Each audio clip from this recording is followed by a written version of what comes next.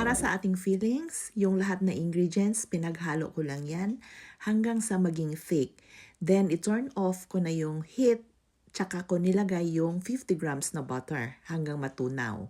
Then, i-cover lang natin ng cling wrap, touching doon sa ating ube candy para hindi mag-form ng film. Then, hayaan lang natin hanggang lumamig. Dito sa ating lutuan, maglagay lang tayo ng 1/2 cup glutinous rice flour. I-toast lang natin ito hanggang sa maging light brown ang color. Kapag ganito na yung color niya, i-turn off na natin yung heat, then ilipat na natin sa lalagyan. Okay, so iset aside muna natin ito. Dito sa ating mixing bowl, dapat microwavable yung mixing bowl natin. Lagyan lang natin ng 1 1/2 cup glutinous rice flour,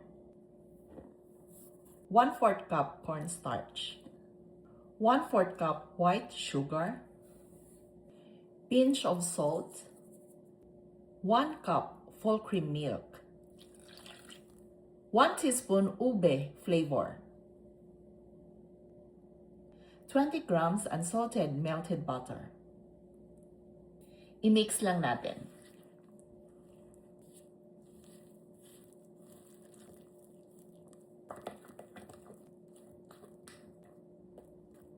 Kapag well combine na siya at wala na yung buo-buo, ilagay na natin sa microwave. I-microwave natin in high heat for 1 minute.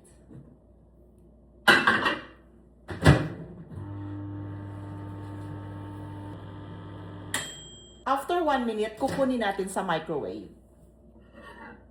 Then, i-mix natin. Then, ibalik natin uli for another 1 minute.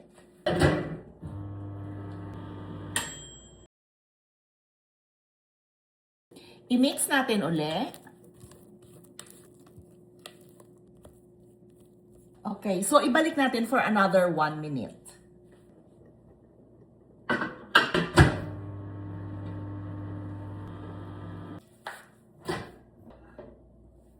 Ayan. Okay, so ito na yun.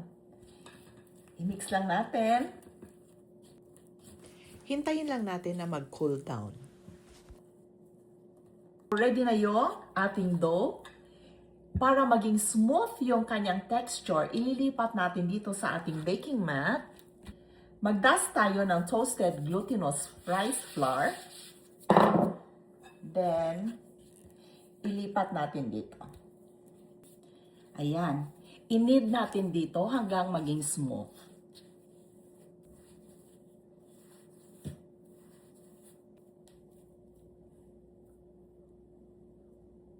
Woo! Ganyan. Kapag ganyan na siya ka-elastic, ready na ito. So, lagyan na natin ng fillings. Okay, so sobrang kinis na. Okay, so hindi na ito basta-basta mapupunit. Paghabaan, habaan. Ayun, punit na. Yan. Mag-dust lang tayo ng kunting glutinous rice flour. Then, i-roll lang natin, tsaka kiluhin natin ng 40 grams each. Then, i-flat natin.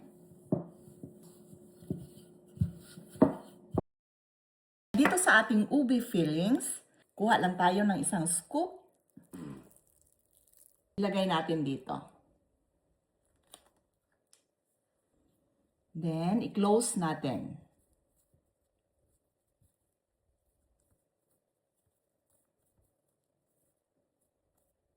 Lagay tayo na toasted glutinous rice flour.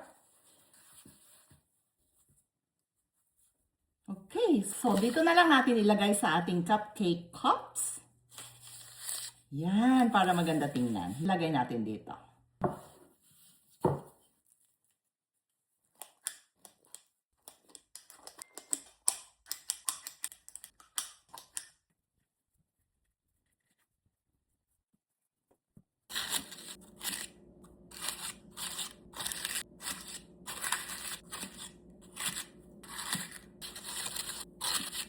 Ito na, ang ganda ng ating ube mochi.